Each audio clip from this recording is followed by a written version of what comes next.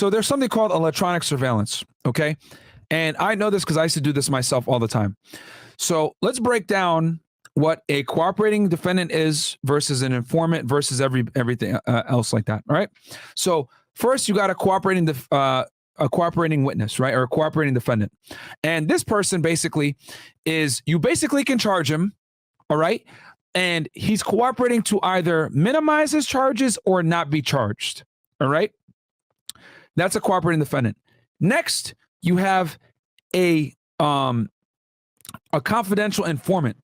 A confidential informant, guys, is someone who basically is being paid.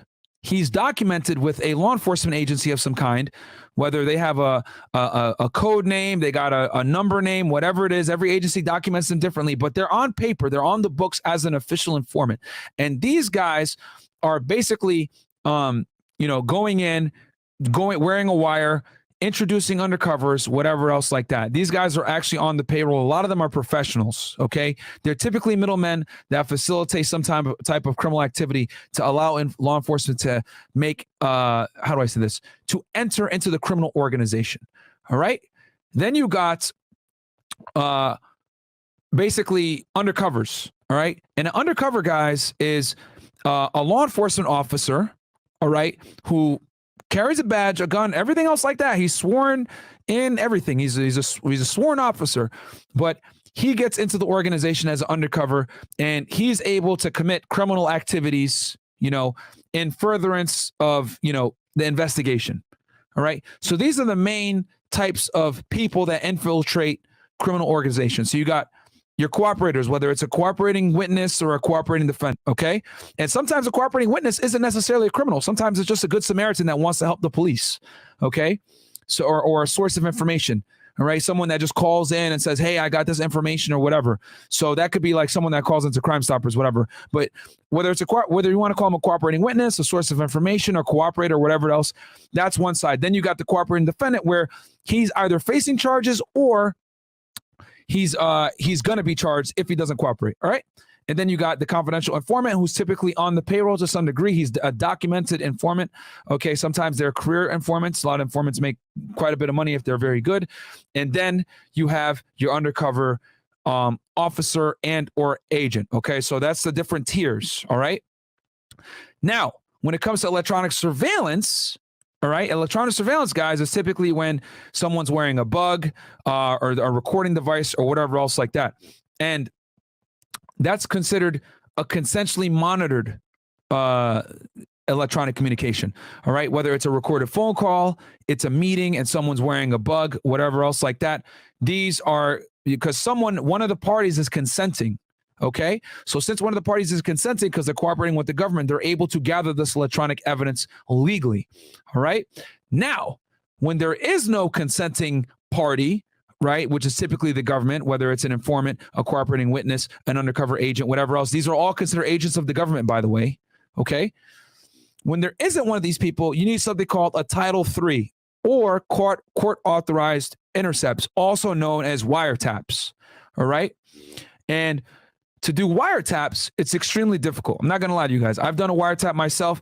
Most federal agents have never done a wiretap in their fucking life. And what I mean by doing a wiretap, I mean as in I was the actual affiant. I wrote the affidavit. I swore to the affidavit. I've done Title IIIs, okay? And I will tell you guys, they are not easy at all. Now, you have federal Title III, then you have state court-authorized wiretaps. Now, to get court-authorized wiretaps from the state is a bit easier than doing it federally. However, it's still difficult because you're going to need to be able to demonstrate that the device that you're going to tap is used for criminal activity.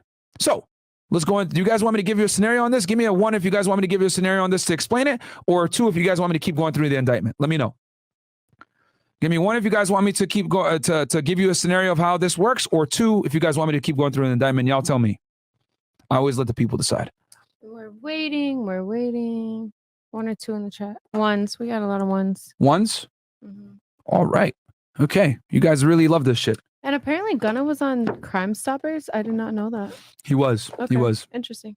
Yeah, I saw that clip as well. So I don't know. Mostly ones. I saw the clip. Okay, so mostly ones. All right. So let's give another scenario so you guys can learn. All right. So let's say, all right, I'm going to use the example of drug trafficking. This is the easiest way to break it down.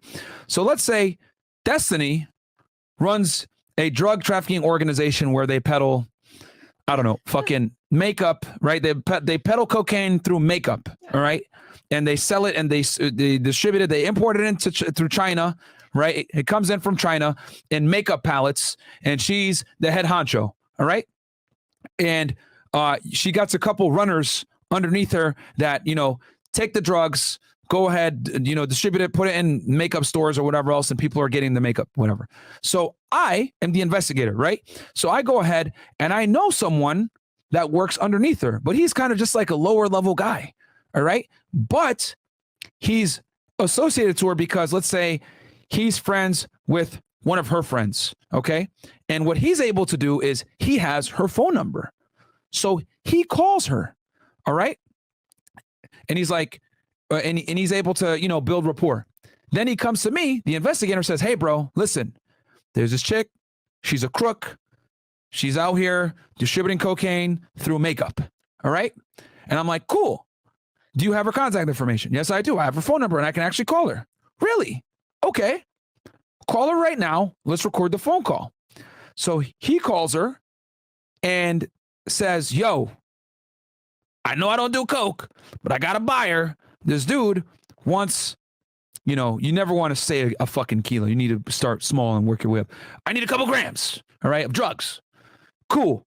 I'll hook you up with one of my people. I got you. She'll be like, all right, yeah, I got you. She's going to be brief on the phone. All right, I got you, motherfucker. All right, but done. Click, right? So next day, someone shows up, brings the guy, her friend, right, some of the drugs. We identify that guy, and then we get his phone number, okay? So now we have two people identified in the conspiracy, right? So he calls him as well. He calls him, and now we have his phone number, her phone number, and he calls him and he says, hey, and here's the thing. We've established now that he used that phone number to coordinate the drug trafficking event, and we also know that Destiny used her phone number to coordinate the drug trafficking event. So we have two phone numbers identified now that we know are used in criminal activity. Bang. Now we can start writing an affidavit and demonstrate that these two telephones are involved in criminal activity. And then that's the general sense. It gets a lot more detailed than that, but you need to establish that the phone is used for criminal activity, and then you can start preparing an affidavit to swear to in front of a judge to get court-authorized intercepts of the phone. Okay. Now, bugging a place is also considered a Title III, and that is, requires a little bit more work as well. You need to establish that vicinity, right, is being used for criminal activity. That's how they got John Gotti. They bugged his place up because they had an informant that was going in there, and she was privy and heard the conversations. They were talking about racketeering. They were talking about running the mafia, whatever else like that. So she goes to the FBI. Hey, I know that they're using this room to talk about certain shit. So what do? The FBI sends her in there. She's wearing a wire. She's able to hear all the shit. So FBI is able to use that as a probable cause. We need to bug this place because we know from this cooperator that we're able to hear all this criminal activity. Bang. Next thing you know, when John Gotti's not there, the FBI sends in their team surreptitiously. They bug the fucking place up. It's a Title III. Bang. They're able to listen in on everything, and they have monitors listening in to everything going on. That right there, guys, is how a wiretap in general begins. You ain't got nothing like this anywhere else, guys.